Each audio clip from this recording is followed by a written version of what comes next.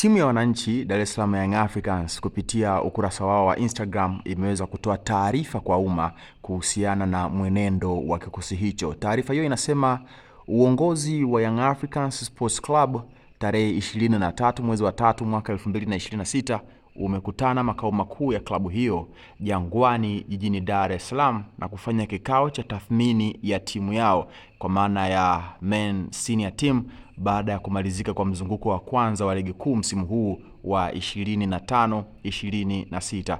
Kikao kilianza kwa uongozi kupokea ripoti ya kikosi chetu kutoka kwa benchi la ufundi chini ya kocha mkuu Pedro Soares Goncalves, ambapo ripoti hiyo ilionyesha baadhi ya takwimu nzuri za timu katika mzunguko wa kwanza.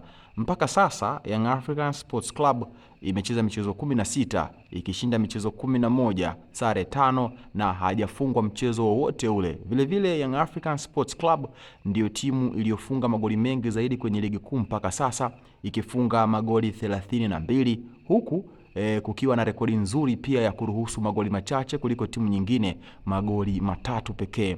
Hata hivyo, baada ya kuipitia kwa kina ripoti hiyo ya benchi la ufundi, uongozi umebaini changamoto kadhaa zilizoisumbua timu katika mzunguko wa kwanza wa ligi. Moja, ratiba. Ndani ya siku 21, kikosi chetu kimecheza michezo 7 mfululizo, michezo 6 ya ligi kuu na mchezo mmoja wa kombe la shirikisho la CRDB. Ratiba hii pia ilijumlisha na safari za umbali wa kilomita takriban 4462 kutoka mkoa mmoja kwenda mwingine kwa ajili ya mechi za ugenini. Uongozi unaamini safari hizi na ratiba kubana kulipunguza ufanisi kwa wachezaji kutokana na uchovu uliopatikana na safari hizo. Taarifa hiyo imeendelea kusema kwamba namba 2 ni majeraha. Mpaka sasa timu yetu ina wachezaji 8 muhimu ambao wamepata majeraha tofauti yaliyowapelekea kukosa michezo kadhaa. Wa kwanza ni Homein Abubakar, huyu ni mlinda mlango. Mwingine ni Clement Mzize, huyu ni mshambuliaji wa timu hiyo. Dickson Jobu, huyu ni mlinzi wa timu hiyo. Ibrahim Baka ambaye pia ni mlinzi. Shadrack Boka, Edmund John, Prince Dube na Laurindo Maria Depu, huyu ni mchezaji kutoka kule Angola. Wachezaji watatu kwenye orodha hii wamepata majeraha yatakayowaweka nje mpaka mwisho wa msimu.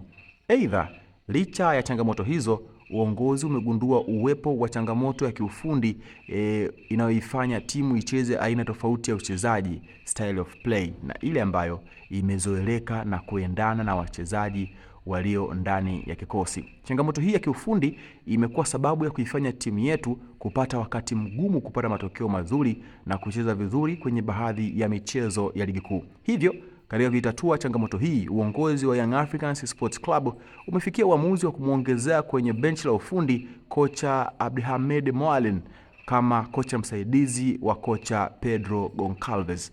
Kocha Moalen amewahi kuhudumu katika klabu yetu kama mkurugenzi wa ufundi na kocha msaidizi katika vipindi tofauti chini ya kocha Sed Ramovic na Milud Hamdi na kupata mafanikio makubwa ya kushinda kombe la ligi kuu msimu wa 2024-25, kombe la shirikisho la CRDB 2025 na kombe la muungano la mwaka 2025.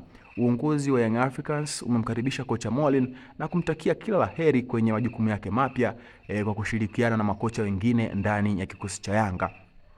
Mwisho, uongozi wa Young Africans unapenda kuwaahidi wanachama, mashabiki na wapenzi wa klabu yao kwamba timu yao itarudi mzunguko wa pili ikiwa imara na nguvu kubwa kuelekea kutimiza malengo yake ya msimu wa 25-26 kwa kushinda ubingwa wa ligi kuu ya NBC na kombe la shirikisho la CRDB.